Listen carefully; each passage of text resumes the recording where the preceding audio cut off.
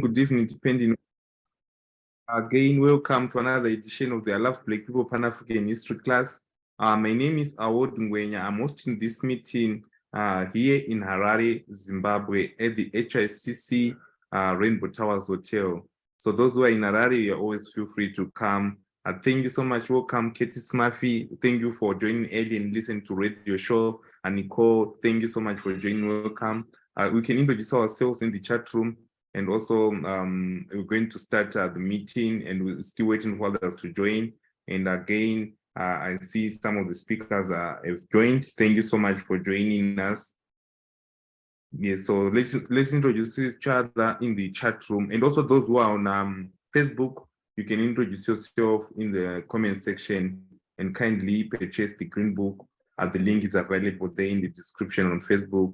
We are going to share it here on Zoom as well through the chat room. So we can introduce ourselves. And also the first speaker for today is going to be our ambassador all the way from Tanzania.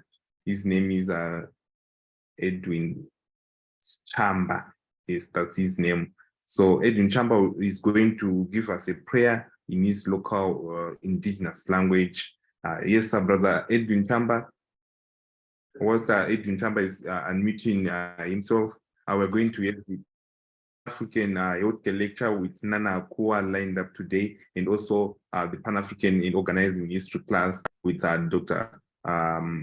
Erin Wright. So thank you so much for everyone for joining. We're still having more people to come, and we urge everyone to join using their names so that we can accept them. Right now we have about 10 people who are in the waiting room, but unfortunately some of them we can't accept them in because we don't know who are they. So thank you everyone for joining early. So go ahead, introduce yourself, Brother Edwin Chamba, and give us a prayer in the local language. Thank you. Thank you so much. Let's pray.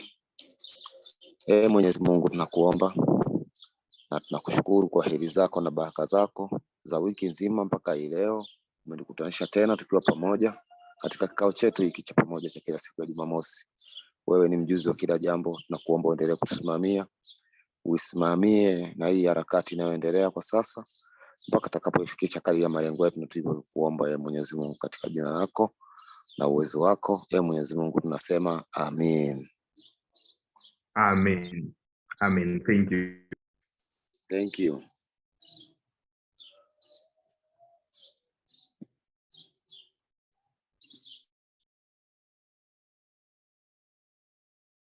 Yes, sir, Brother Edwin Chamba.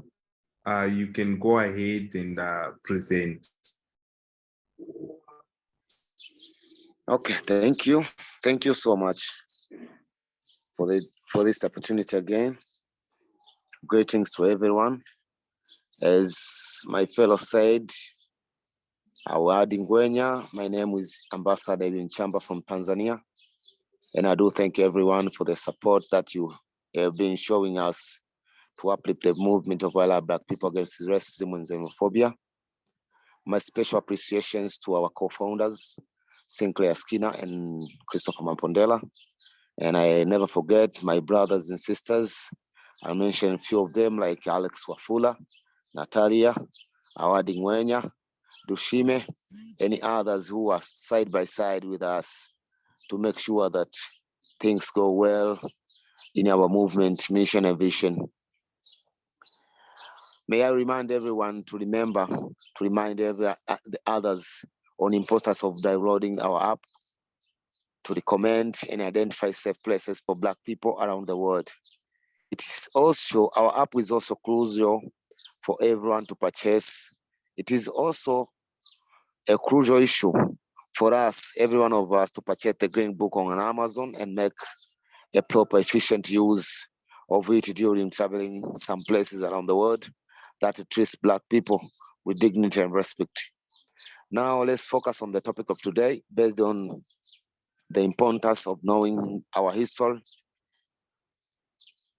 and the histories of heroes and heroines as we stick with Black people and diaspora in history. First of all, the history will help us to understand the event that occurred in the past and that made us or made the things look the way they are today. It is also creating a better understanding to identify our true origin. An example, Black people originated from America, Europe, Asia. That takes us back to the colonialism and slave trade that happened and broke Africa and Africans into pieces. Thus, we are struggling to join ourselves or to join them now.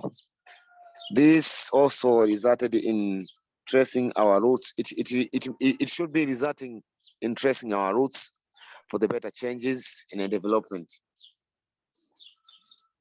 It is also, history is the best way to develop our ability in avoiding mistakes that made by our ancestors in the different ways or conditions in order to shape the future. Because when we have an ability to understand our mistakes, we can shape our future, we can make our future look better and better again. Also, it makes us understand about the brilliant heroes and heroines that inspires us every day to make some greatness issues due to their heroic acts, and that changed for the benefit for the benefit of their societies and nations at large. For example, we look on Thomas Sankara, Samora Machel, how they wanted the African resources to benefit and develop their nations. I may look on Haja Fatima bin Suleiman, who stood and helped her society, starting with the poor and weak ones, so that they feel good in their society. She did this until her death at the age of 98. That is one of the importance of history. Why are we studying history? We are studying history in order to know people like these that I'm mentioning, so that we follow their path, we follow the good deed that they were doing on their days, so that we can make changes in our societies. Also, history can light up children and youth imaginations. Some imaginations in youths and children's may be lightened up due to history, and inspire them to do some achievements or great things as they learn from the bravery ancestors who left their identities in society. When you learn history, you understand some ancestors who left some good things in their societies, and you may use those things those knowledge in copying them and take them to our societies and make them helpful for our societies. But they happened, or they were found from the history. Another example, we may have an example of Maya Angelou, who was a journalist, an activist, actor, dancer, and a poet. She showed the way how arts and craft can be beneficial to the societies if used efficiently and properly. So it's good for the youth who may learn this and try to use this, or try to make the use of this in our societies, because it may be helpful. It may take our society from one place to another. We may also have Mary Seekers and so many of them, because when you look at Mary Seeker was a woman with a mixed race. She was having a Jamaican mother and a Scottish father. We know the way she traveled from her home in Jamaica to Britain to offer her nursing services during Crimea War of 1853 to 56. This can be taken as the best of the best examples to African communities and diasporas. Make them to look forward on using their professionals and benefits for the benefit of the others. You may have a knowledge or a professional, like we see Mary Siko. She was a nurse, and she used her professional to help others in her community, in her father's community during war. So we may take it as African and use it in our societies, even no matter where you are, how you do. When you see African country or African place suffering from something that your profession can help, you may take your African heart and move there to help your African society to make changes and differences. That's how we may use history. As I'm moving to the end of my speech today, I may take this time to throw out a piece of an advice for Black people in Africa and diaspora to create some awareness and deep understanding on their history, due to the fact that it is beneficial to know their history, because they will use their history in amending or in rebuilding some things which have been broken before. And it is important to know that our history is where in our history is where in our origin. Our history knows the path that we can move from our origin up to where we want to go. The path of our ancestors, where our ancestors went through, the mistakes that our ancestors made. We may use those mistakes to make a good way, to make a good path. This will rebuild the nationalism spirit within us and allow us to copy on the past nationalists. For example, we have the different movements for Black communities, like this movement we have now, I Love Black People movement, fighting on defending Black people against racism and xenophobia. We may use this, or we may stick on this seriously and make it a one way or another of changing, defending, and recovering African respect and dignity that we need to give, or to be given fully. So we have to give full support to the movement of Black communities, Black movement, Black mission, so that they move on and on, with our hope that one day we are going to come back and become a strong Africa as before, as our ancestor before had in Africa. Thank you so much for listening. That is all I have today. I welcome everyone to my country, Tanzania. You feel free. My country is good and peaceful. You are mostly welcome. Thank you so much. I am because we are. Thank you so much. I am because you are. Thank you so much. That was Ambassador Eugene Chamba, all the way from Tanzania. We do appreciate you. He was educating us about the importance of history, and also giving us a quite number of heroes and heroines and how they are important to on our daily life. So we thank you so much, brother. We appreciate you. So on next, we are going to have brother Bernard Oguta, all the way from Kenya. Yes, brother Bernard, can you hear me? You can unmute yourself. Then after brother Bernard, we're going to cross over all the way to Zambia, where our brother Sequenda is. And also after brother Sequenda, we are going to have our brother Amazing Grace, all the way from Malawi. Yes, welcome, brother Bernard. You can go ahead, introduce yourself, and also let us know the year you joined the Love Black People as well, and give us a short speech. Okay, yes, brother. Thank you for welcoming me. Good morning, good afternoon, good evening, my Black and good people, Black people and good people of the world. My name, as you heard, I'm Bernard Oguta. Come from Kenya, one of the East African countries from the great African continent. Okay, in Kenya we have like 43 tribes, and the Gusi community is among one of the smallest communities living in Kenya. In Kenya, we have 43 tribes, because we recently accommodated the Makonde people from Mozambique. We accommodated them as one of our tribes.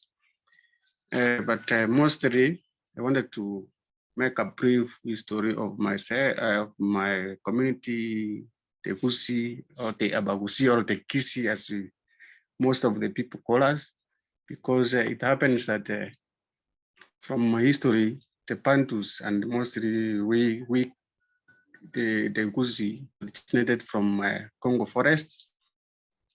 Back during the world migrations, we found our way to the present Kenya and the present Nyanza region, which is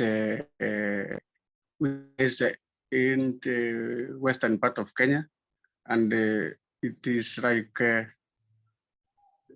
352 to 350 kilometers south. Do you hear me? Yes, we can hear you. We can go ahead. Yes. Only left with 3 minutes.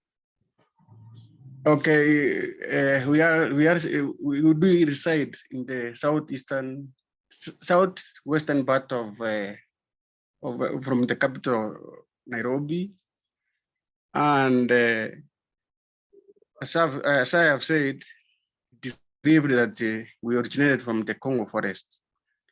Basically, what I want to pass through my people and the black people of the world who have the African thinking, the African mind, and who have an heart to the Africans. It is we one or united, we can move somewhere, because as we migrated from the Congo forest, we settled at the Nyanza region, which is mostly populated by the Nilotes, the river Nilotes, the Ruos. But since then, we have never had any such a kind of any conflict or inter-border conflicts. We coexist in a mutual way, and that's one way of killing tribalism, the xenophobia, and such a kind of things which we the team of Iraq, the black people, which we were fighting against.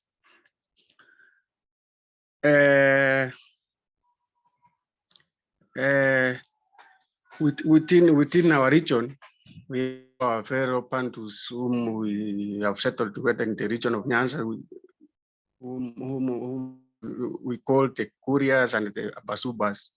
The Abasuba have been assimilated by Ruos, and currently they speak the Ruo language, which I can't say that, which I cannot say it's wrong. I applaud them because it's one way of killing or making us united. Yes. Thank you so much, Brother Bernard. I can see you are really out of time, but I'll make sure that I will share the report of yours. I do have it in a form of PDF. I will share it to everyone.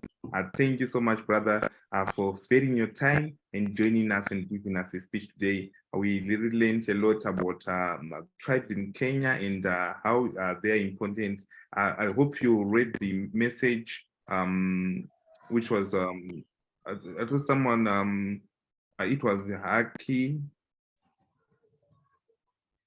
Okay, yeah, thank you, brother, and also reaching out to you. Yes, thank you so much. All right, thank you so much, brother. That was Brother Bernard Oguta, one of our ambassadors, all from Kenya. We do appreciate him. And moving next, we're going to have some of the speakers are going to present on the reports which they did last week, but they didn't able to join due to network issues. So we're going to have our brother Sikwenda Sianyanga all the way from the land of Zambia. Yes, our brother Sikwenda, how are you?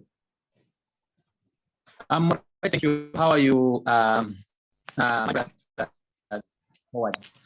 Yes, I'm good, but we hardly hear you. You are breaking up. I think, can you introduce yourself and give us a speech? We can see how it goes. Thank you so much. Can you hear me?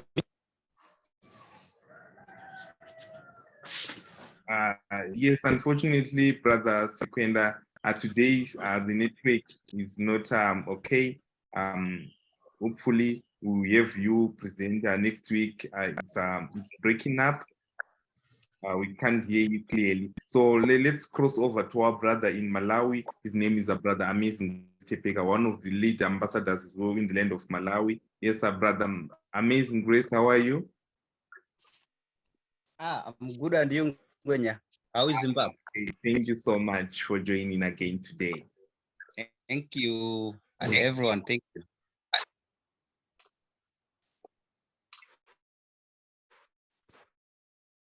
I can proceed, huh? Yes, sir, you can proceed now. Yeah, thank you. Greetings, everyone, wherever we are. It's time again we meet on this very important topic.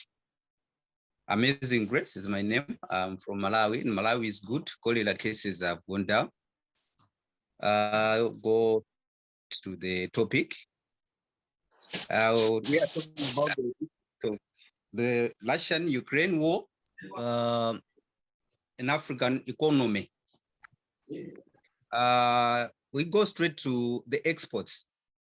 Since the war began on 24 February in 2022, transportation is like transportation of grain, wheat, corn, sunflower, and a lot of agricultural commodities and industrial productions have been affected because of this war. And as a result of this, so many economic activities in Africa, they have also been slowed down. It is evident in every country, including Malawi, that the movement of these commodities, more especially fertilizer, which I talk much because Africa depends much on agriculture, more especially even my country, Malawi, depend on agriculture. Fertilizer have been coming slower, that farmers fail to apply them to their growings in time. My brother from Tanzania last week was presenting on the same, and he mentioned something like, we don't have to talk about the effects, or we should not have the misconception that is being written, but it's a fact.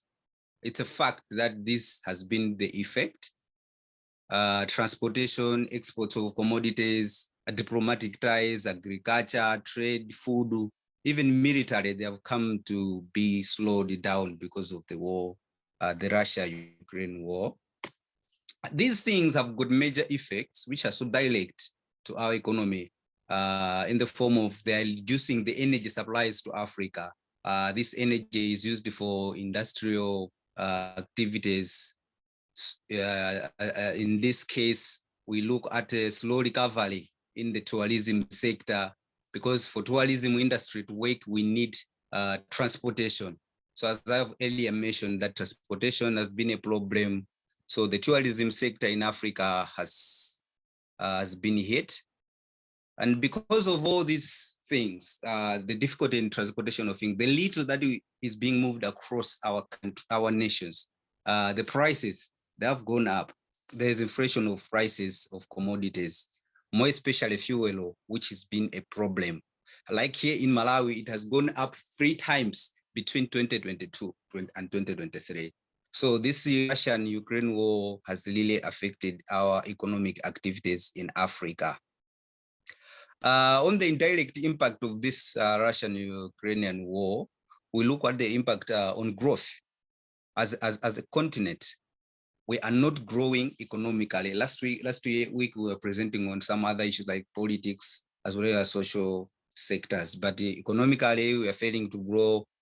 And so many countries, the budgets, they have got gaps. We still depend on now aid from the World Bank, from the European people to assist us, of which is not a good thing. And as far as the African continent, the Black people are concerned, we are supposed to be economically independent and depend on ourselves. So these issues, they are really affecting us. On the overall economic effects, the Russian-Ukraine war have slowed down the sustainable development, which is supposed to develop the developing countries in Africa, including my own country. Countries like mine, the development is on a tortoise pace, and it's not a good thing to experience. It has also led to dependent on aid, as I've already said, and it has increased the food insecurity. The gross production in the agriculture sector across the countries, more especially in the Southern Africa, is expected to go down, and this is not a good thing at all as a continent that depend on agriculture. According to the literature, Africa. Sorry Yes. for interrupting you. You have a minute to wrap up so that we can start to have the healthcare lecture, and also yeah. All right. Yeah. So as you have heard, to wind up on many slides, I tried to that like technology, which is one of the points that the Pan-African history is trying to implement. But we have also to rely on agriculture. African leaders have to rely on agriculture so that we can produce export enough to sustain ourselves. I think today I have to highlight on these things, and next time we will move to other important things. But today, this is the effect of Ukraine and Russia to our economy. Thank you, people, wherever you are. We are proud of who we are, and we are going to be successful. Thank you. Thank you so much. We can continue. Let's spread love wherever you are. Let's use the Love Break Safe Places app. Let's promote love, and also make sure that you support the Love Black People by purchasing the 2022 edition of the Love Black People Green Book. The link has been shared in the chat room. We're going to continue sharing for the new people who are still joining. Again, those who joined late, my name is Awodungwenya. I'm the moderator for this meeting. Co-hosting with me is our sister Yvonne Dushime, all the way from Rwanda in Kigali. We appreciate all of our speakers who joined. I can see Sister Natalia Faith, you joined. Welcome, Ambassador from Namibia. We appreciate you. And I know last time you didn't present your speech, we'll give you another slot. Maybe next week you have a slot to present Sister Natalia. And again, I would like all of you to prepare for the healthcare lecture only by activating your video. Anana Kua loves to teach the healthcare lecture to the beautiful black faces of strong African people, wherever you are. Seeing you guys while she teaches us the healthcare lecture, it's a great privilege to have here as well. So let me introduce Nana Akua for the healthcare lecture.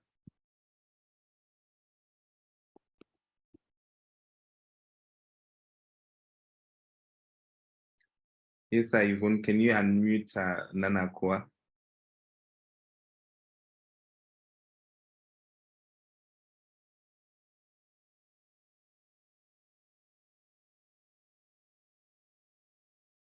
Okay, I think, okay, I'm unmuted. Okay. Good morning, good afternoon, good evening, everyone. Thanks for joining us today. Hey, Natalia. Hey, Adonis. Hey, Yvonne. Hey, Award. Dedune. Oh, I'm probably messing up your name. I'm trying. And Jack and Kasabi, and I see a picture, but it still say, oh, Dennis, Robinson, David. Very good. Derry, I think is on.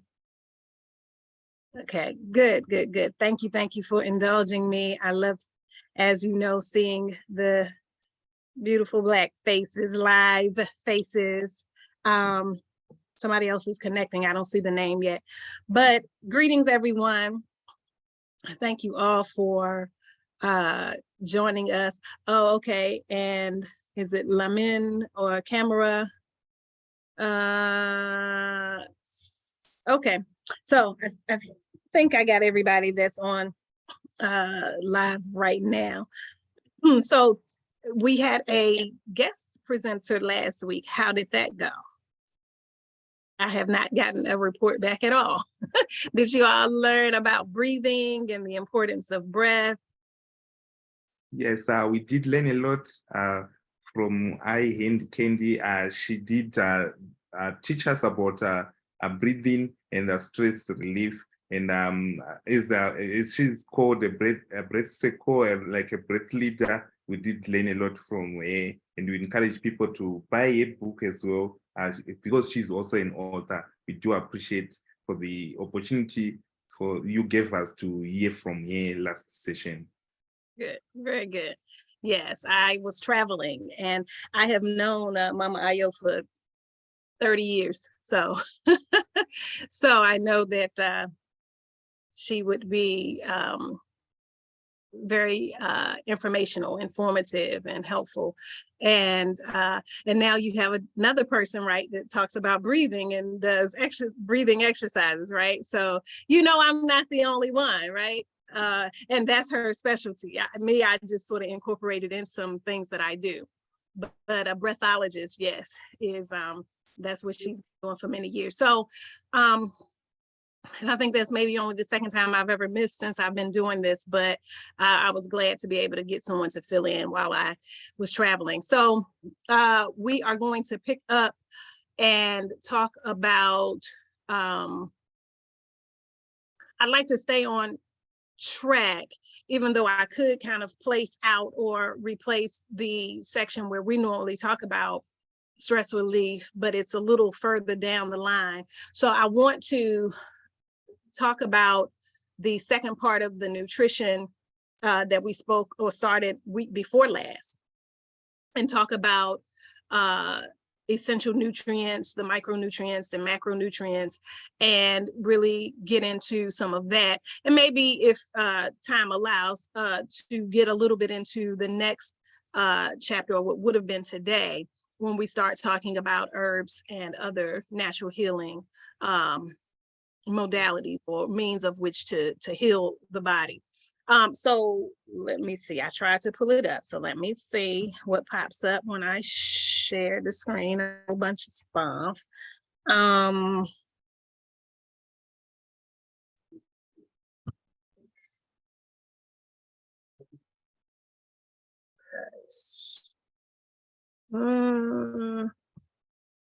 don't know if this is what I was really trying to share.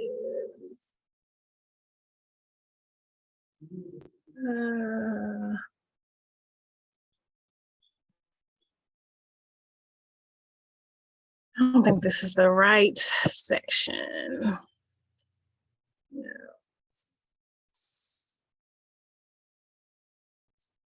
Here we are talking about breathing again. This is not the packet I wanted to share, so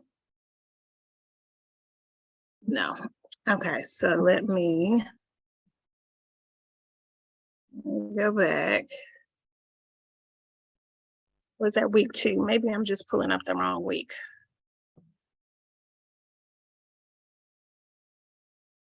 Oh no, the folder is empty. Oh, come on.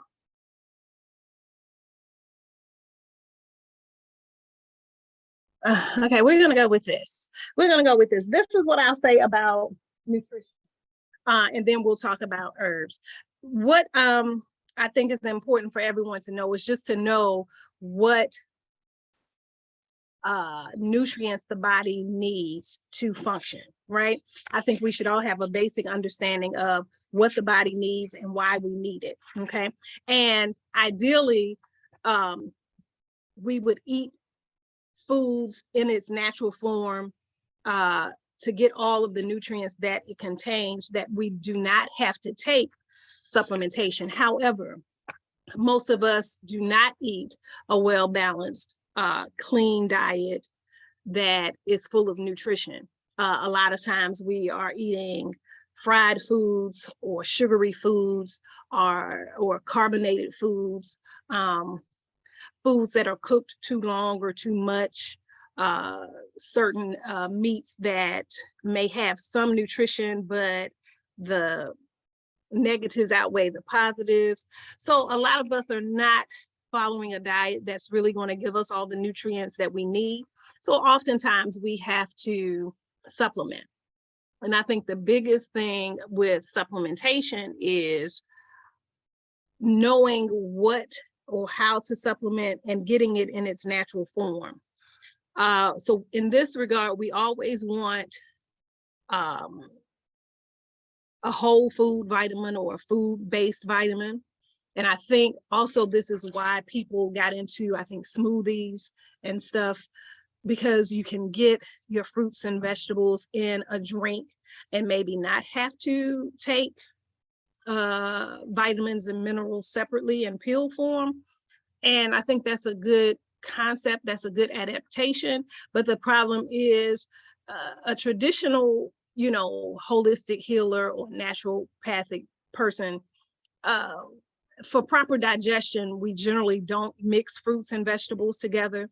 But I think if you said, hey, either I get no fruits and vegetables or I get them together, you're still gonna probably do better doing, your standard smoothie. But I'm not a real big fan of the smoothie, throw everything in it kind of smoothie person. But if that is, in fact, the only way you're going to get any fruits and vegetables into your diet, okay, sure, have at it. But ideally, and we will talk a little bit about proper food combining, but ideally you would do fruits separate from vegetables.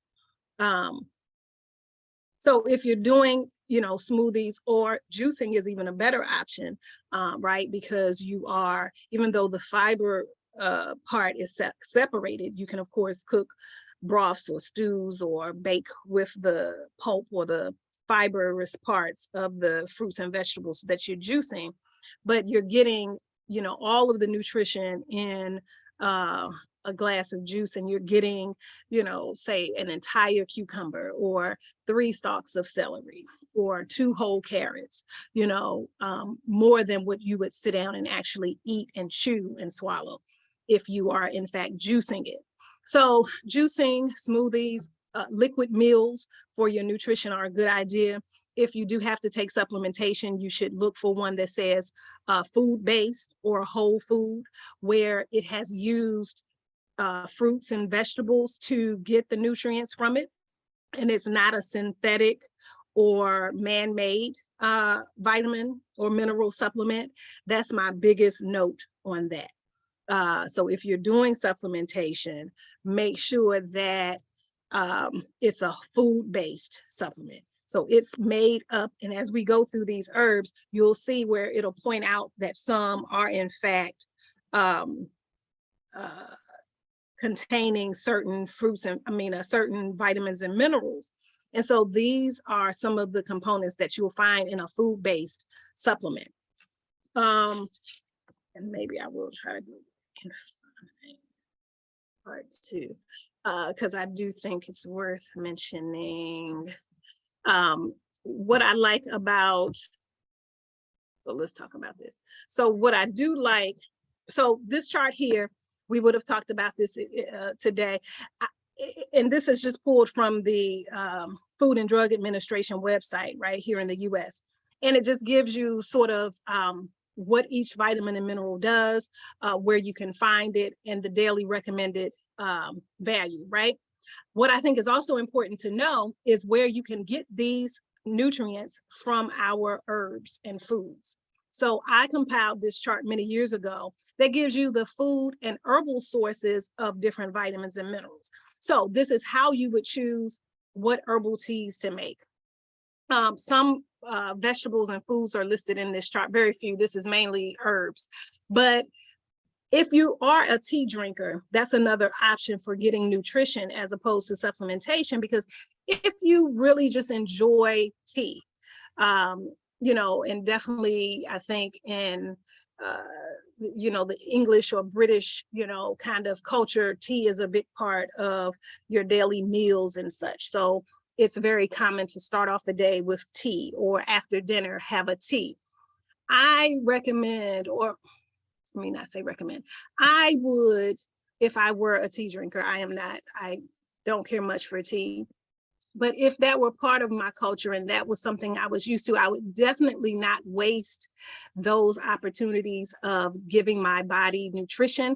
I would not waste it on a Lipton black or white tea, right? I would choose an herbal tea that will have the different nutrients that I may need. So if you are looking to boost your vitamin C, right, you can use elder tea, elderberries, you can use comfrey, you can use alfalfa, you can use barberry, chickweed, dandelion, parsley, echinacea, horehound, fennel. All of these herbs are high in vitamin C.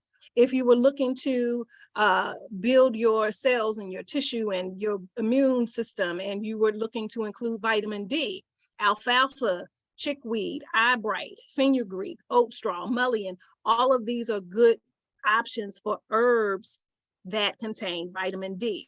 So these are good ways to get in the nutrients that you need, but through your foods. You can eat them, drink them.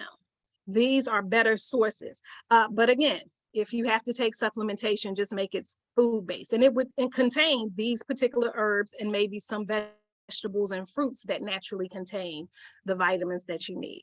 Okay, so that's what I wanted to go back and say as far as the nutrients.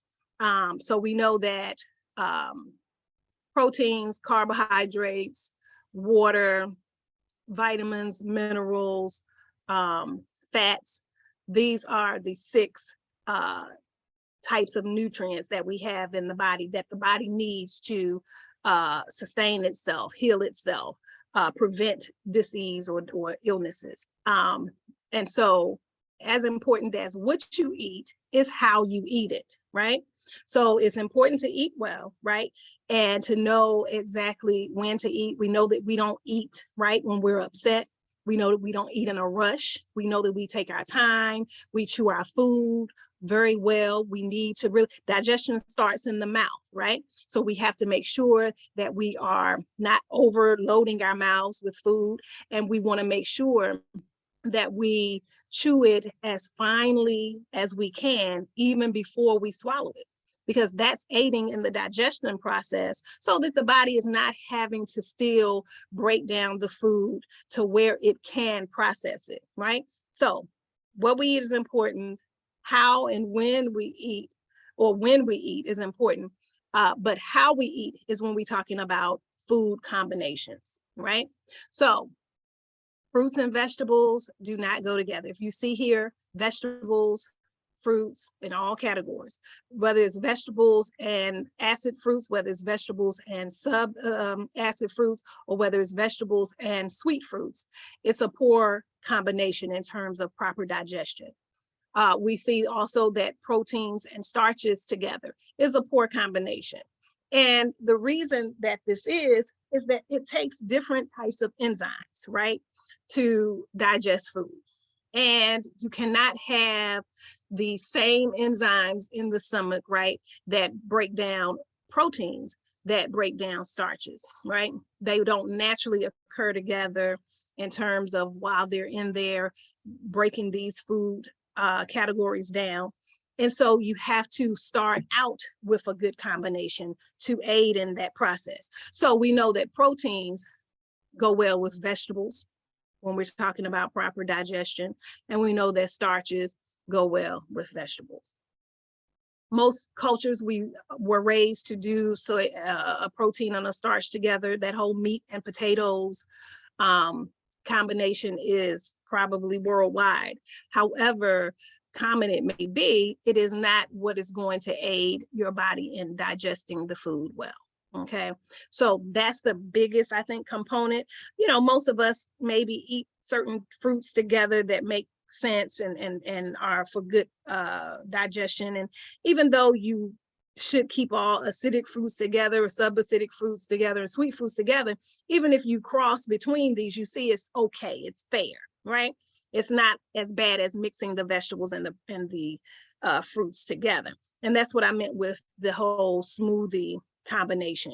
People do it, it's just not the best for proper digestion.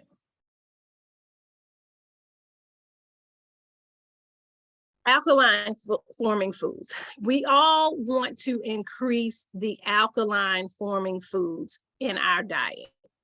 These are the foods that are going to help lubricate and hydrate the body. These are the foods that are going to make sure the joints do not become stiff, that waste can flow out of the body and be, cleanse itself. These are the foods that are going to allow you to take in foods that are highly nutritive foods and absorb into the body properly.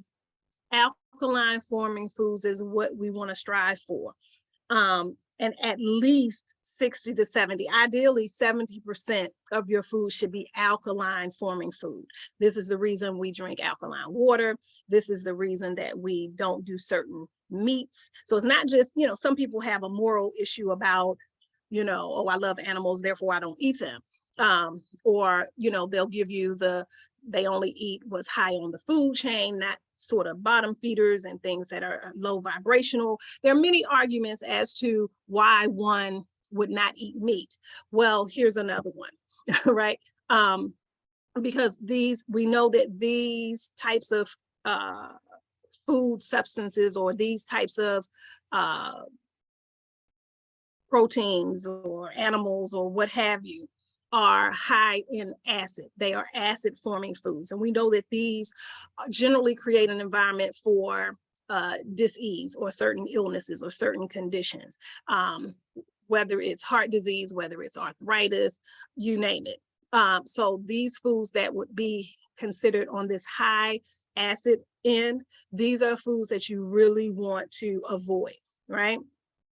And if you are doing some foods that would be considered acid forming foods, it should be more in this medium category, not on the higher end, right?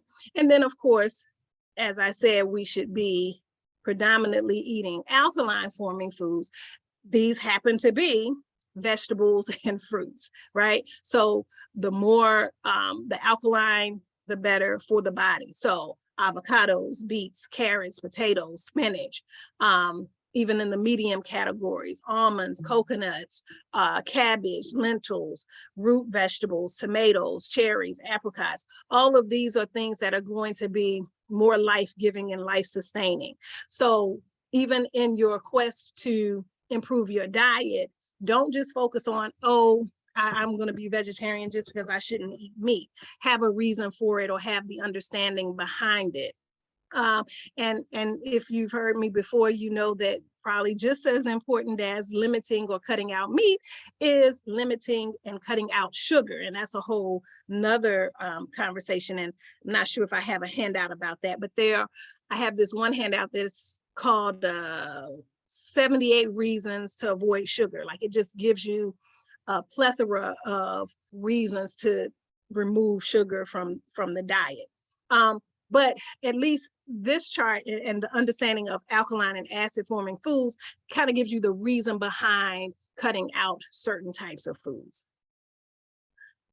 This handout gives sort of just some basic elements of healthy eating. I think this is also important because again, it's not as simple as, I'm going to be a vegetarian or I'm not going to eat dairy products, so I'm not going to do this. Even if you still include a variety of things in your diet, there are some elements to natural eating that you can implement without necessarily cutting out certain foods if you're not ready for that. And I'll go through a few of those here. Ideally, we want to eat whole foods, meaning foods in its natural form, foods that have not been highly processed, and that sort of thing. So fresh fruits and vegetables. If you can't do fresh, I think frozen is a better option. Canned will present other issues. They are always going to have to add salt as a preservative. Unless you're canning them in jars like old school canning, which I recently gotten into, right? They're going to be in aluminum cans. And we know that that is exposing the body to heavy metals. So that if you're not doing fresh, try to do frozen or get into water pressure, what do they call it? Water bath or steam canning, which is done through glass jars, the mason jars. But eating whole grains and vegetable proteins, not like your soy and seitan and yuba and tofu and stuff like that, but you know, the natural vegetable-based proteins from seeds and nuts and legumes, okay? Also reducing refined foods. So this is foods that'll contain different sugars, fatty acids, trans fats, additives, colors, things like that, avoiding those. Even if you just started there, reading labels saying, okay, I'm not gonna eat any food that contains artificial colors, or I'm not gonna consume any foods that contain hydrogenated oils, right? Where they heat up the oils and add hydrogen to make the shelf life longer. Or you're not going to eat anything that has like no meats that have like nitrates, which are a preservative they usually put in a lot of meats, lunch meats, hot dogs, sausages, things like that. Or you can say, I'm not going to eat any food that has the monosodium glutamate, which is an synthetic or an artificial flavor enhancer, right? You can start with just reducing these types of foods in the diet. That's another way of improving your diet. Drinking no more than 4 ounces of liquid with your meals. Now, this is key. Now, we talked about the enzymes, right, that the body needs to digest certain types of foods. Well, the body also in the stomach has its own digestive juices that are responsible for digesting the foods that we put into it. If we then on top of that put excess amounts of liquids, that too interferes with digestion, right? So if you're going to drink at all, it should only be 4 ounces. If you can go without drinking, that is going to be the best. And if you can wait 30 minutes, ideally an hour after eating, that's even better. A lot of times I'll go out and the first thing they ask, right, if you go to a restaurant, okay, what do you want to drink today? And I almost always, right, don't get anything to drink. I'm just not a drinker with my food. So if you can implement that, you'll be all the better for it. We talked about chewing food, right? And I mentioned not eating when you're upset. So like it says here, eat in a relaxed environment, right? Don't be rushing, don't eat in a car, don't eat while you're walking, rushing someplace. Try not to eat while you're at your desk working. All of this creates stress on the body and interferes with digestion. 6 to 8 glasses of water and herbal teas can be included here. Generally, the rule of thumb in the natural healing world has been half your weight in ounces in terms of the amount of water that you should drink throughout the day. That's a good idea. But at least 6 to 8 ounces. But if you know you are 200 plus pounds, you're going to need a little more than 64 ounces of water, right? You're going to need more like 100 ounces of water. Natural supplements, we've talked a little bit about that, and just a little bit more about the digestive function. I mentioned some of the enzymes, but you know, there's also hydrochloric acid, and there's like pancreatine and other pancreatic products that assist in digestion. So if you're having indigestion, if you always suffer from indigestion or acid reflux or some sort of digestive upset, it could be what you're eating, of course, when you're eating it, But it also could just be that you're not combining it properly and may need either some hydrochloric acid or some digestive enzymes or some other digestive aids to assist in your digestion. You don't have to constantly just suffer and say, oh, you know, I always get heartburn or I'm always bloated. You know, look to not only what you're eating and how you're eating it, but whether you need some sort of digestive supplementation to help with that, so that you're not always having a problem digesting your food. But look at all those components. It's very important. Moderate use, if at all, of alcohol, caffeine, nicotine. Really try getting out of some of these things. If you're a coffee drinker, try roasted dandelion, roasted chicory. There are coffee substitutes that are better for you. We know that there are several herbs that are naturally contain caffeine if you need a boost.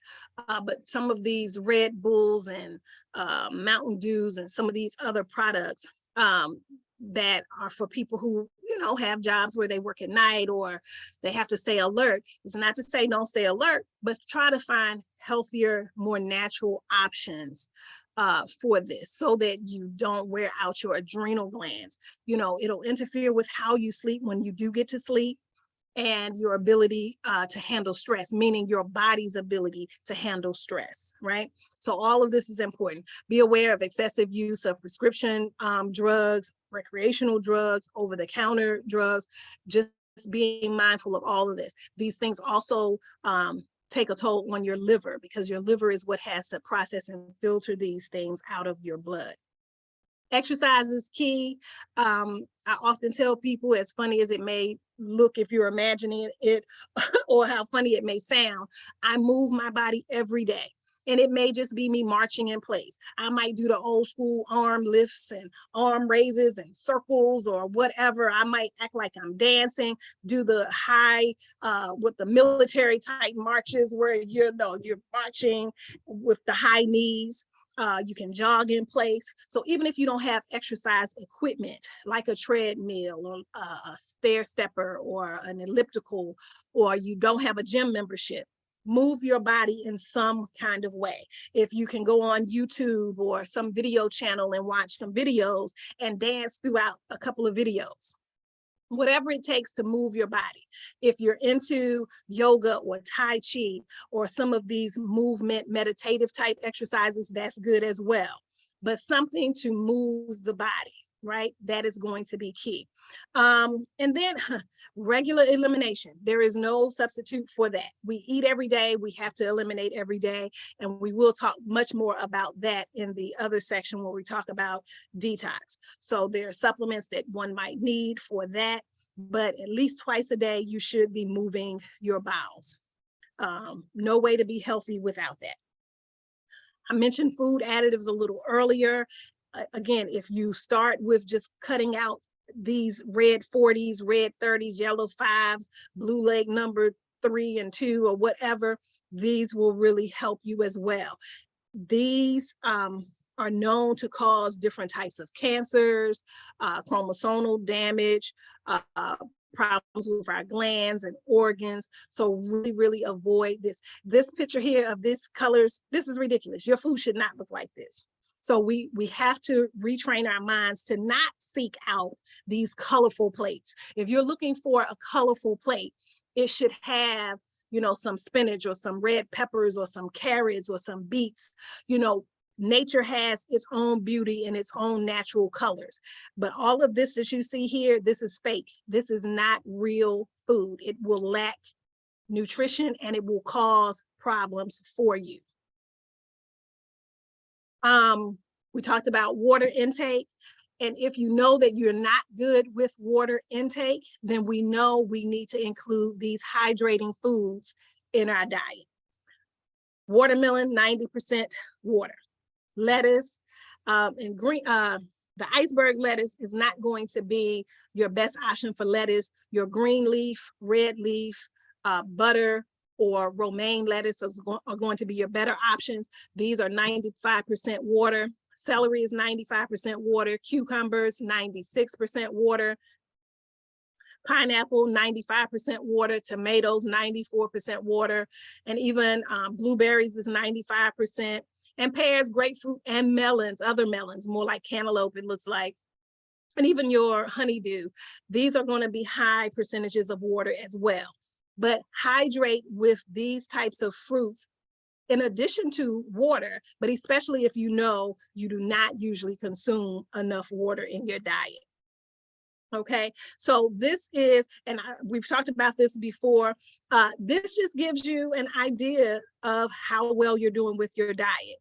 And it's a way of kind of putting yourself in check, right? So if you're not sure, or if you want to kind of evaluate just how bad or how, you know, challenged you are with a healthy diet, use this checklist and determine where you may be, because this will help focus you. You'll be like, oh yeah, I drink more. You know, I'm drinking more than 1 cup of coffee a day. Okay, that's not good. Oh, I always use salt in my food. Okay, that's not good. So this is a good way to just sort of put yourself in check to know what you might need to improve on. So let me go back to see if I can go to the other handout now. It's still here. Of course, it's not still here. What did I do?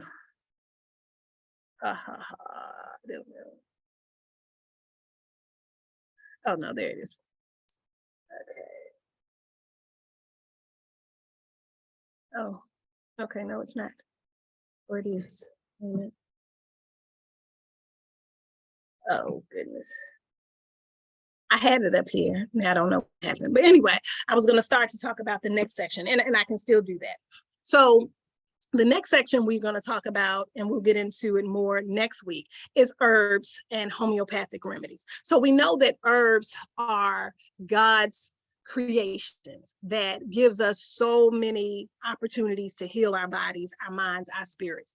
I'm an herbalist. I've been for more than 25 years. That is my first love, making herbal products, growing herbs, playing in the dirt. I always say I highly encourage everyone to start a garden. And even if you don't have enough land or space to actually grow fruits and vegetables, you can easily start with herbs. Rosemary, sage, the different mints, peppermint, spearmint, apple mint, cilantro. Cilantro is not as easy to grow. It'll turn pretty easily, parsley kind of the same way, but a lot of these are very easy to grow. Rosemary, very easy to grow. Sage, very easy to grow. Thyme, easy to grow. So there are a lot of herbs that you can grow, even in pots, if you don't have actual land, if you live in an apartment or flat, or if you don't have a yard and you live in a city, you can grow your herbs in pots. But I really want everyone to be familiar with any and everything that will allow us to take charge of our food supply, our medicine supply. We should all have an herbal pharmacy. And I would be remiss as an herbalist if I didn't encourage you to do that. We should all have access to our own herbs. Even if you don't use it for a major health condition and you just use some rosemary and peppermint in a foot bath, or you mix an infusion with some shea butter and you use it to moisturize your skin. And I'm really just talking off the top of my head right now, but there are ways that you can even use it cosmetically or for topical purposes. But it's still all healing to the body. We know the skin is our largest organ, right? It's our barrier, it's our protector, right? Right? And so we have to be careful of what we put on our skin because it's absorbed into our body, right? So herbs is a wonderful thing to get into, to start learning about. That is what this course is about. So we know that it may have the root that we'll use. Usually roots we're using internally, usually for issue with the liver or the kidneys or one of the paths of elimination. But we know if we are drinking tea, a lot of the flowering parts of the plant that's used, we're usually making that in tea form, where we might be using that as a tea. We may use the stems or the bark of a plant, and that can be used in different forms. It may be in tea form, it may be in some sort of decoction where we're doing sort of a hard boil and a strong low simmer for a period of time. So there's so many uses for the various parts of the plant, but we know that we'll use the flower, the leaves, the stems, and the root. And certain plants have bark. We might even use the bark. So there are different parts of the plant that we may use. And we know that we may use it in different forms. I mentioned teas, I mentioned decoctions. We may use it in a body powder. We may use it in a bath. We may use as a compress, where we will still essentially be making an infusion, right? Where we've boiled it in some water, and then we're adding a cloth, and we're adding that cloth to a part of the body. Could be for a fever, it could be for some aches or pains. We may use it as a bolus, where we have formed an herb with, say, some shea butter and made it into a bolus that we may insert into the body to draw out infection.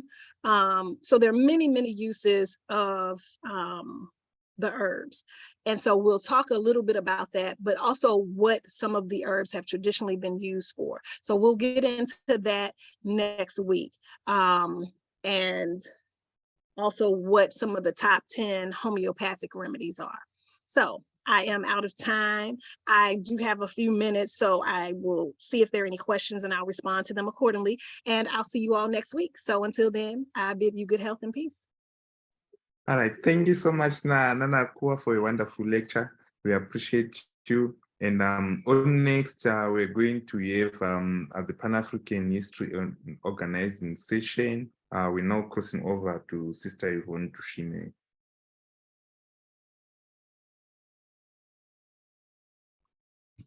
You can unmute yourself now. Okay, I was trying. Good morning, everyone. Good morning, good afternoon, good evening in some places for us. You should see me in a minute. Welcome to the Pan-African History and Organizing course. You should have read the chapter on Pan-Africanism this past week, and you'll see me momentarily. I think, okay, there we go. All right, you should have read the Pan-African History and Organizing readings on Pan-Africanism this week. Let me see, I'm gonna put my eyes on so I can see you all. Hello, everyone. So I have a prop here for my phone, because even though I have my computer right here, I always like to do this on the phone for some reason. It's like, you know, it's sort of like hands-on, but okay, so let me arrange this. Hello, Scholastic Aquila. How are you this morning? Sorry for that thing, blocking, but okay, we'll see. I'll figure it out. Anyway, welcome to the Pan-African History and Organizing course. You had a chapter to read called Booker T. Washington, Pan-Africanism and Pan-Africanists. And I don't want people to fixate on Booker T. Washington, just the content in terms of revisiting the history of Pan-Africanism. And I'm going to open it up for those of you who are probably not formally in the WhatsApp group. Those of you who are, you got the readings in advance for the week. Actually, I think we did it in real time, so you got that. This week, what we'll be doing is just recapping a couple of things regarding that, and then moving on to 2 evidentiary chapters. I do want to talk a little bit about Marcus Garvey and Du Bois and how they contribute to the history of Pan-Africanism.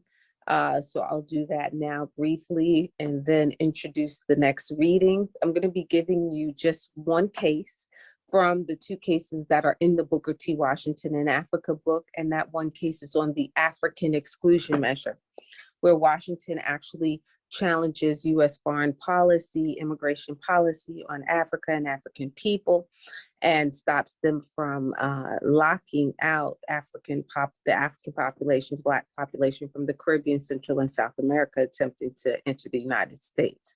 So basically, it was some racist legislation proposed by the U.S. Senate that Booker T. Washington himself challenged. Now, why do I show you that? I give you that chapter, I give you that case because what we try to do here at I Love Black People is to love Black people with action. And what does that action look like? Sometimes it looks like challenging your own government where you are when they propose racist policies against Black people there locally or Black people internationally, right? So that is what that case is a example of.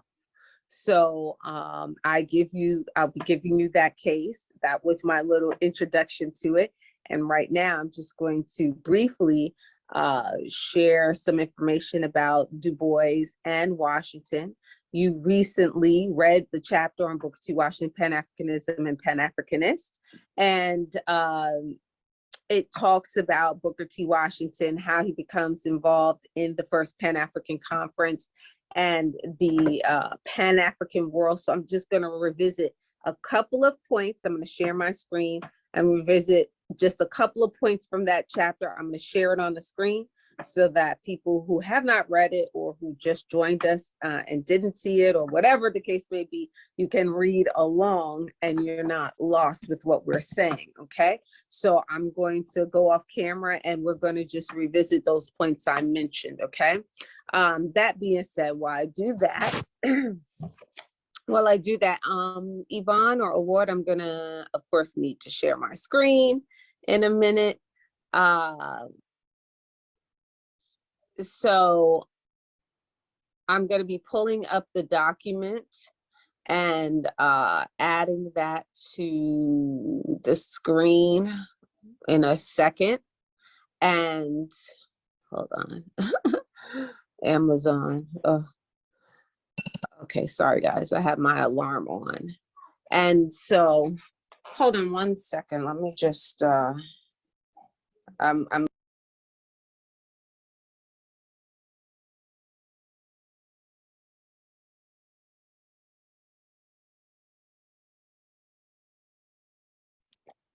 on guys. Yeah, I had to mute for a second, but hold on. I will continue to speak. So, what I'm about to show you is, for those of you who are not officially a part of the WhatsApp group or the course, this is a chapter that we read last week. And okay, things are moving slow. Sorry, guys. Okay, here we go. No, we're doing good. Okay, so if I can have permission to share screen. Okay, so, all right, thank you, Yvonne. So here we go. So this is the chapter that you all read, and I hope everybody can see that. Can everyone see that? Yeah? Yes. Yvonne, can you? Okay, perfect, thank you. So this is what everyone read, but I'm gonna skip. Okay, I'm gonna skip to the portion where it talks about the Pan-African world, okay?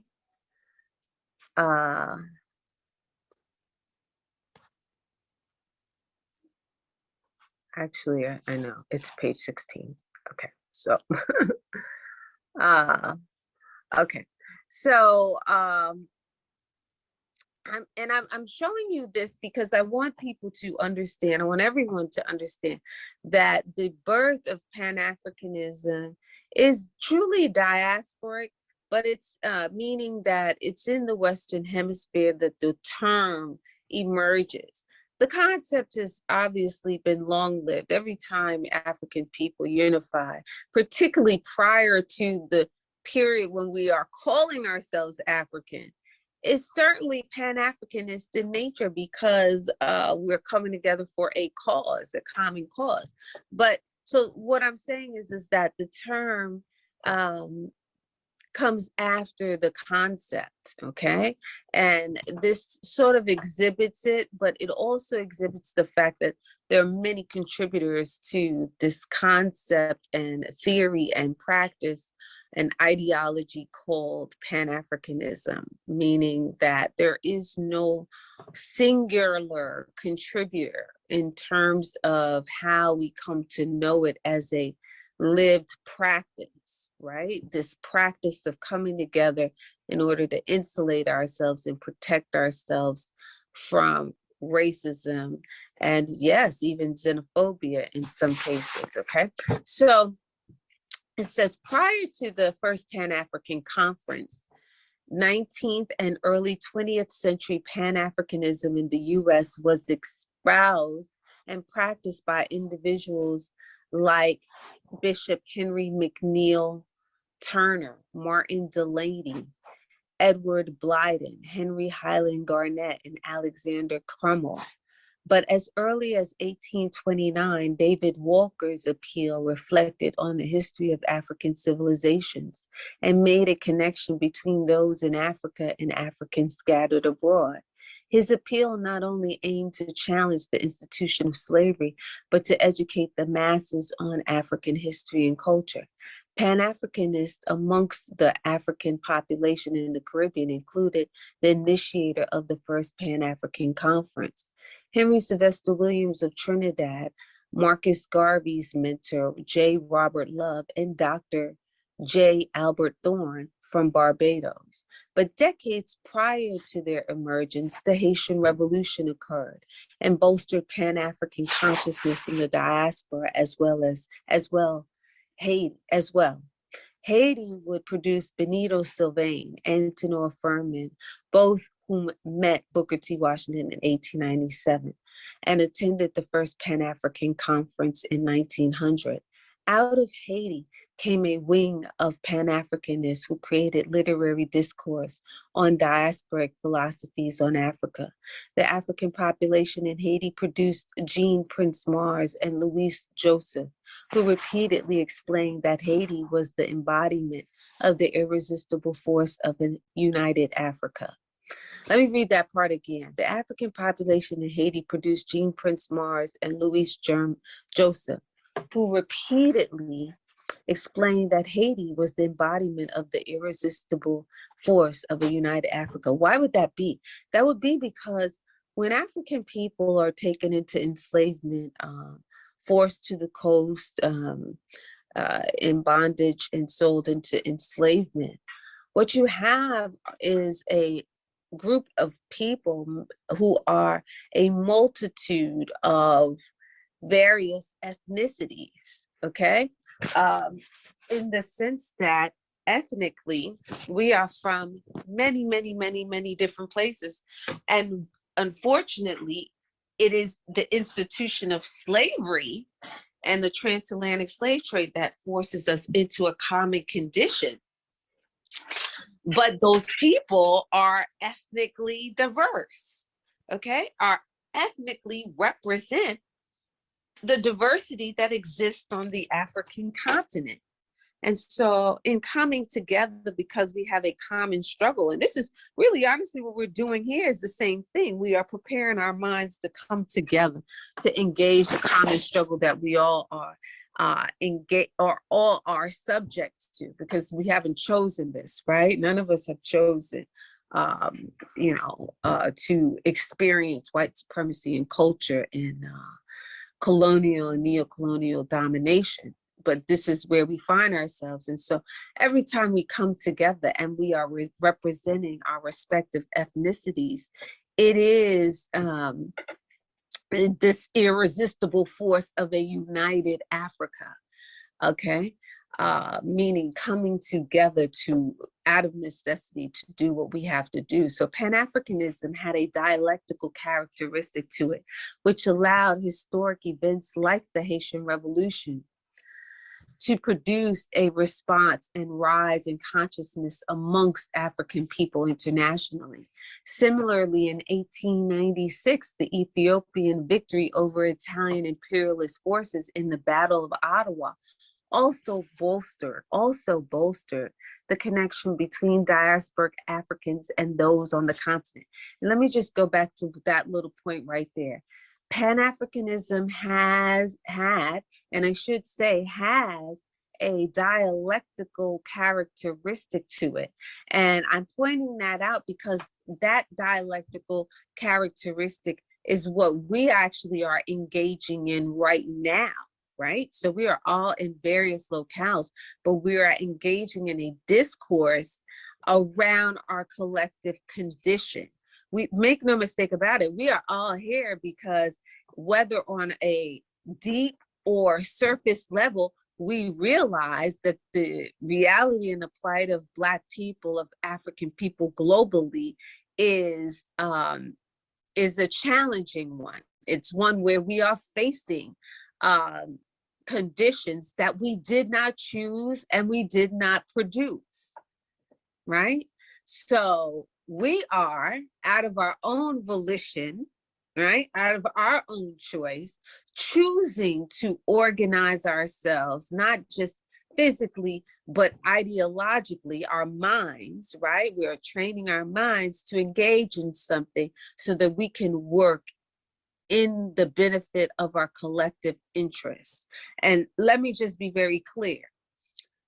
Part of the conditions that have been imposed on us, part and parcel of that is that we have been taught to go against our own best interest. Right? I hope I'm reaching you all on that point. Part of being colonized and even living in a colonial reality, neo-colonial reality, is that we have been taught, trained, and conditioned to work against our own best interests, individually, in the community level, collectively, and even expressed sometimes on a national level when we have leadership that goes against the best interest of our people. Okay, so but this dialogue about this condition that we find ourselves in has always been a characteristic of Pan-Africanism. That is why when we go back to here and refer to the first Pan-African Conference, what is happening? The first Pan-African Conference brings together African people from the Caribbean, from Central and South America and the United States and Europe and the African continent, for the first time unified under this term called Pan-Africanism, but certainly not the first time we come together with this thought in mind that we have a common plight, okay? And you see here, it says 1829, David Walker's appeal reflected on the history of African civilizations. He's not talking about the history of Africans in the United States. He's talking about this formerly enslaved person in 1829 is talking about the greatness of African civilization and made the connection between our greatness and victories in Africa and our current situation, and saying to the people, we are the same people, we can continue the tradition, we are on a continuum, right?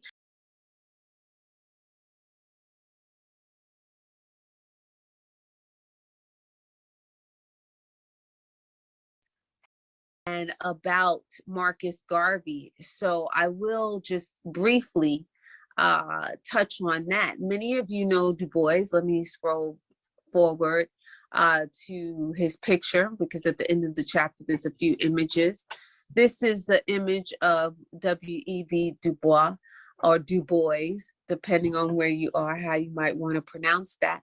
And he is very young here in this picture, but he was a family friend of Booker T. Washington. But, you know, we're looking at him because he is, to many, seen as the preeminent Pan-Africanist direct, the proponent of direct action. So when people talk about, hey, we're going to go to the steps of here, or we're going to go right here and protest, directly confront. This is a tradition. This particular artistic form of protest is sort of out of the Du Boisian tradition. He is the father of direct protest, using your voice and organizing on the ground to go directly to a point of contention and protest in person. So he's the father of that. A lot of people don't know that, but he is also someone who is a major proponent in light of Pan-Africanism. He did not coin the phrase, as you read, Henry Sylvester Williams out of Trinidad and a member of the African Association, as in service as the secretary of that organization, coined the phrase Pan-Africanism, but Du Bois would be an attendee at the first Pan-African Conference in 1900, okay? And he would go and participate amongst other things, but he would be the sole survivor of that conference. So the conference took place in 1900, the first Pan-African Conference in London. However, Du Bois would be the only person who attended that conference who was alive in 1919. And this is a significant point because he would not just be alive, he would be the person who conceptually remembers that this is something that has to be continued. This movement, this idea, this ideology called Pan-Africanism. And he initiates, in concert with some others, this body called the Pan-African Congresses. So it wasn't a singular conference that he would initiate. He would initiate continuous conferences, and in essence, calling it congresses, right? Like a congress, a continuous body.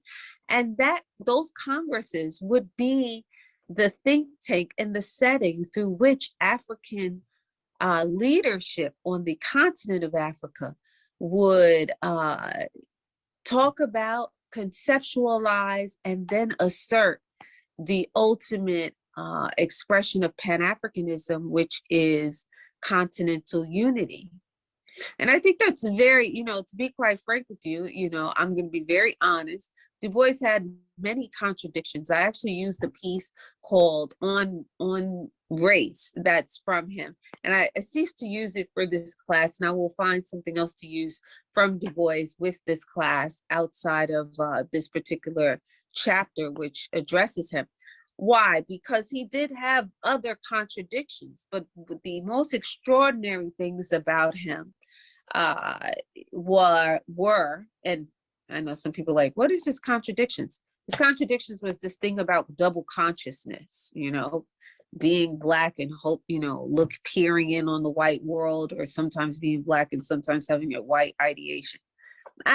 Most of us don't have that. I don't have that. That's not an issue I have as an African person. However, he talks about that. He calls it double consciousness. But in spite of that reality for him, he does affirm that he is a child of Africa. Okay? He acknowledges that he is a child of Africa. He is a descendant of Africa. And to Africa and African people would he be loyal, in the sense that his organizing efforts are about our plight, okay? And his life is really overwhelmingly dedicated to our plight. Many of you know, ultimately finds himself in Ghana, invited there by none other than Osagyefo, Kwame Nkrumah. So, so he had his internal issues, but he's able to resolve them. And ultimately he comes all the way to the other side, literally, right? Crossing the ocean and repatriating to the continent of Africa. But he is the progenitor of the Congresses, and he is able to create this setting that is continuous. I will be giving you a document that shows you the resolutions of the most important of these Congresses, which would be the 1919 Congress, and I'll show the resolutions. And the most significant of them all, the Manchester Congress, which was the 5th Pan-African Congress, okay? And so Du Bois makes his contribution to Africa by initiating these congresses, which would produce the setting for which the Organization of African Unity would be initiated, okay? So the Organization of African Unity would be initiated through these continuous congresses. And later on, this Organization of African Unity would, in 1980, become what you presently know of today as the African Union. Now, we could talk about that all day, and it would to be continued. There's a lot of contradictions with that. Namely, the fact that most of today's present African Union, 60% of the funding comes from the European Union, and this is very problematic, okay? But we're going to talk about that because we're looking at individual proponents of Pan-Africanism right now, but we'll move on to organizational bodies as well. So this is an important thing to know about Du Bois. What was his major contribution to the Pan-African world? His major contribution was the initiation of the Congresses, the sole survivor, literally, from the historic conference of 1900. And he lives to initiate continuous congresses that carry out this desire and vision for African unity, global African unity, for us to address our condition everywhere we are. And this is a very significant thing.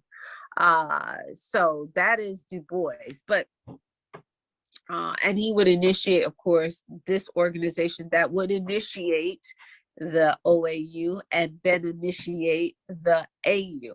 If you look at the conclusions of this chapter, I break all of that down, and you are able to see the historical line there. And then we have none other than, let me just show you. Of course, in this chapter, we also addressed Marcus Garvey, Marcus Mosiah Garvey. I'm going to spend less time on him, but I'm going to continue with him next week and talk a little about it, because the case that you're going to look at for this week actually directly impacts Marcus Garvey. And you shouldn't be surprised about that. The case we're going to look at is called the African Exclusion Measure. And it was a case that was proposed by a US Senator. And it was directed at the African population coming from the Caribbean, Central and South America, attempting to immigrate to the United States after having labored on the Panama Canal. So it's interesting because Garvey is from where? No other place than Jamaica, right? And Jamaican people would be targeted specifically in this piece of legislation, as some of the African people the United States desired to lock out. So I'm going to share that with you. But Marcus Garvey was the founder of the Universal Negro Improvement Association. I want to stress this because I think that we're very confused about this one point. I had a young lady who I was in a conversation with like in the last 2 years or a year ago, and she asserted like, oh, the Nation of Islam is the biggest Black nationalist organization. And she was dreadfully incorrect. The Nation of Islam is not a Pan-Africanist or a Black nationalist organization. It is a religious organization that has a Black nationalist orientation. And I thought to myself, so she was so assertive about it and so wrong at the same time. that it let me know, it was an announcement that she did not know our history. She did not know her history, because the founder of the Nation of Islam came out of the Universal Negro Improvement Association, Garvey's organization, which was initiated once he comes here.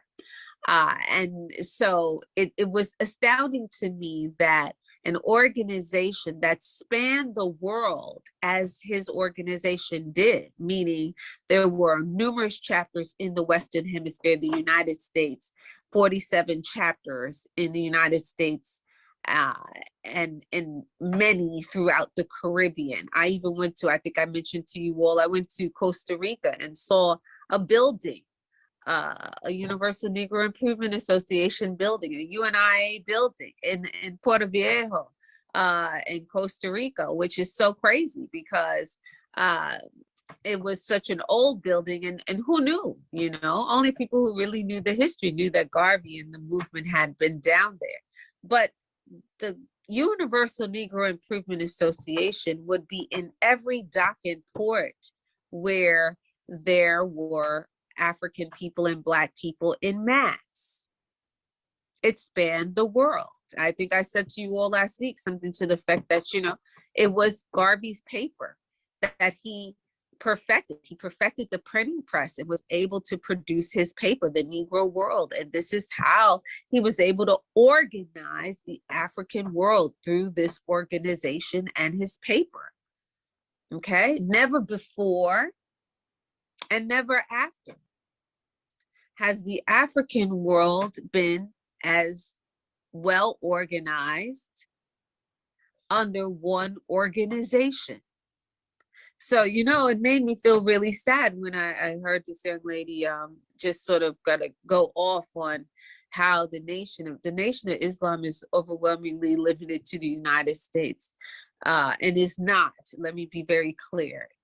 You know, those of you who like history, another little tad bit of history here.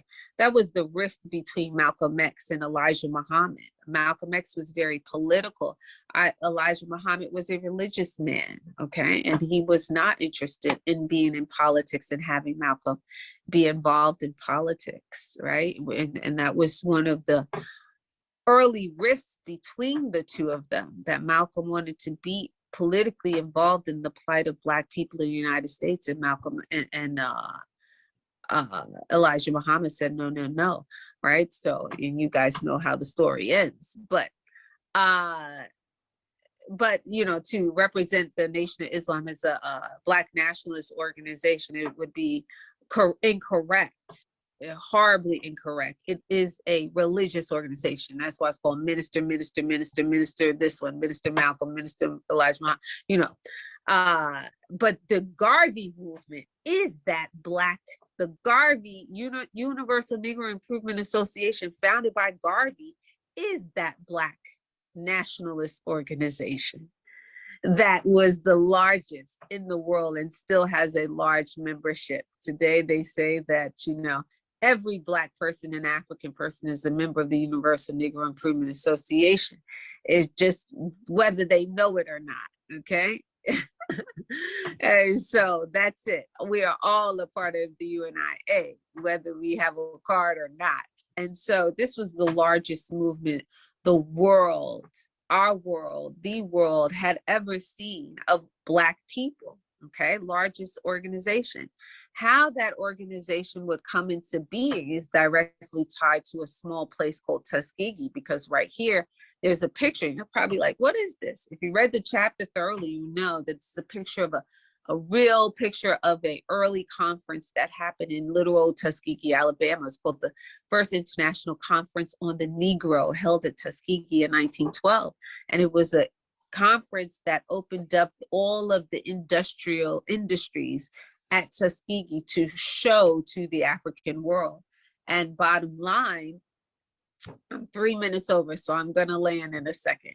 Bottom line is people came from all over the African world, the Caribbean, Central South America, and the continent of Africa to see the 44 industries that existed at Tuskegee. Well, 8 of the people at this conference were educators from Jamaica.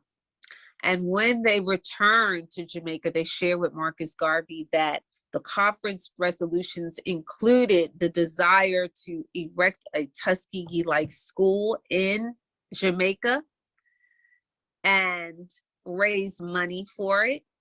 And Garvey begins to write Booker T. Washington as a result of this, but also as a result of understanding that Tuskegee was a sustainable model, a model of sustainability that he wanted to export around the world. And consequently, these 8 educators would be the reason why Garvey contacts Booker T. Washington and initiates the UNIA and models the Universal Negro Improvement Association after the Tuskegee model. Okay. And I'm not saying that that's a fact, right? In the personal papers of Booker T. Washington, you see that Garvey, shortly after this conference, would write Booker T. Washington, send him a pamphlet of the UNIA and show him how he initiated and modeled the organization after Tuskegee, the Tuskegee model. That being said, that would be the beginning of their communication and their relationship. And Garvey would be invited to Tuskegee by Booker T. Washington.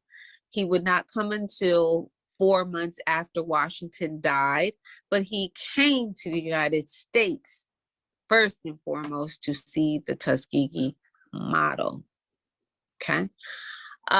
So we will see that in our next reading, there is a case that before Garvey would get here, Booker T. Washington, he will have to defeat a piece of legislation in 1915 in order for many like Garvey to arrive in the United States at all. And it was a very sharply racist piece of legislation that Booker T. Washington himself would have to debunk. Now, once again, I'm going to tell you why I show it to you. I show that to you because the idea is that as Pan-Africanists, when we see exhibitions of racism, that we challenge that, okay? And Washington had the power to challenge US legislation, and he did, okay? In favor of African people. This piece of legislation, which I'm going to stop the share, but I'm going to show it to you in a second. Let me find it. This piece of legislation would be called the African Exclusion Measure. And it would, in effect, lock out anyone of the Black or African race from the United States forever. Okay. Had it gone undefeated, but it doesn't. Okay. And here we go. I'm going to share this with you. Uh-oh. Hold on one second. Something happened. All right. One moment. Oh, I'm having a little malfunction here. Okay.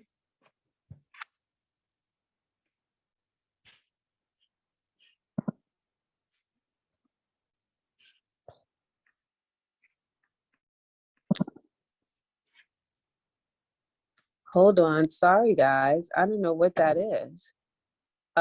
I'm sorry. I don't know what that was. Something just hijacked my phone. Okay, well, I'm gonna try that one more time. So the African Exclusion Measure is what you'll be reading next. And wow. Okay. Sorry, something just interrupted my whole line. I don't know what that was. I've never seen that happen before. Okay, so the case is something I'm going to share with you, but I want to open it up really quick while we're together, show it to you, and then share it with you. Okay. If I can do that, but something is weird here.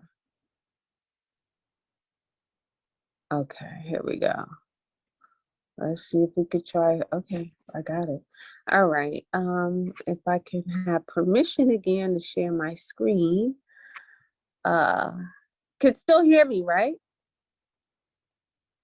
Yes, we can hear you. Okay, all right.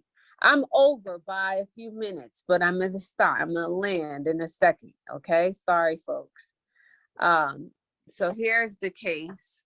Oh, it closed. Sorry. I don't know what's going on. Let me try that again.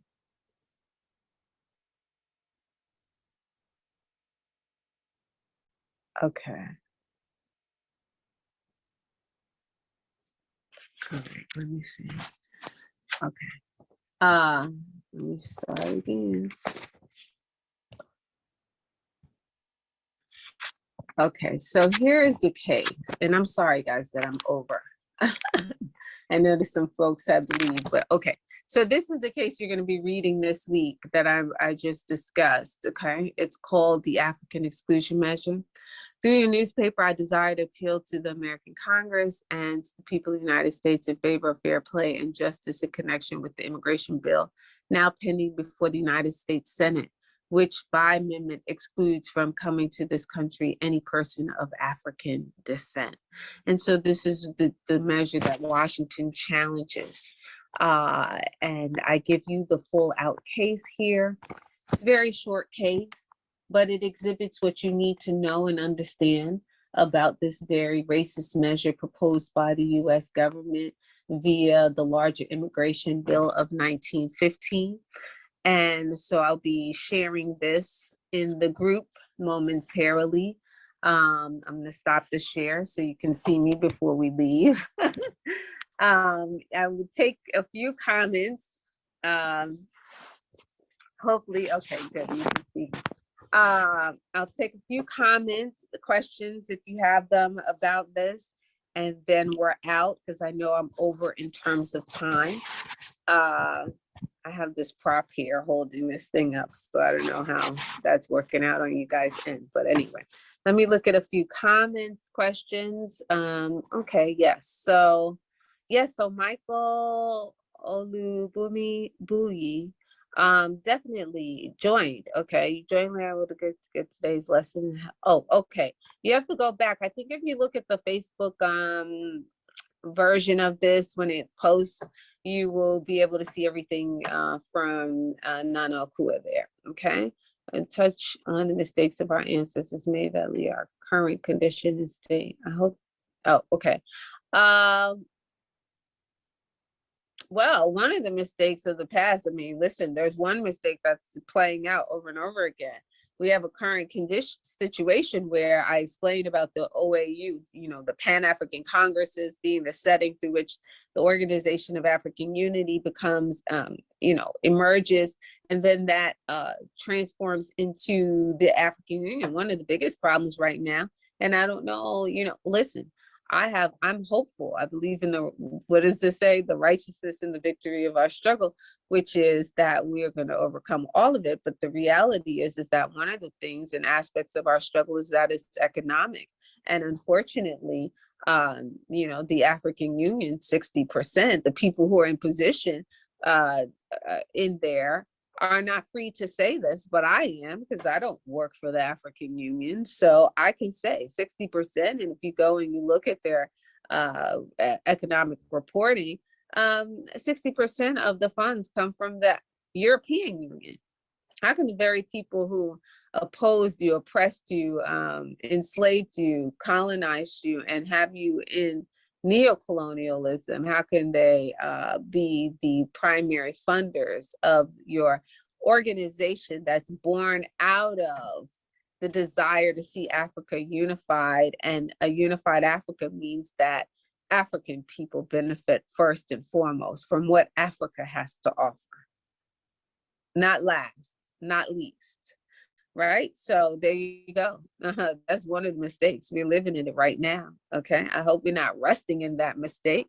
I'm looking to you, young people who are still on the continent, going to shift it, who are going to do something different than some of our current elders in terms of, being in the hands of the West. Ma'am, please send the lesson for today. Okay, so there's not a written lesson, but the readings, if you're a part of the WhatsApp group, you're going to see the readings that I just talked about. You're going to see it in the group. Okay. Okay, I don't know. A lot of people gave their email. I don't know if this is for me or Nana Akua, but I don't know. Okay, so I don't see any real other comments, but thank you so much for joining us, staying on to the end. I will give you the readings shortly. That will go right in there so that there's no delay. And I just wanted to say, I am because we are. Okay. And I will see you all next week. Okay.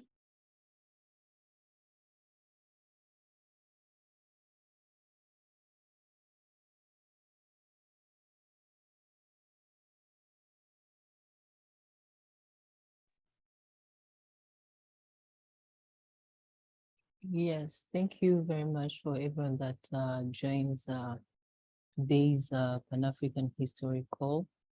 Hope to see you next week. Enjoy the rest of your weekend. I am because we are.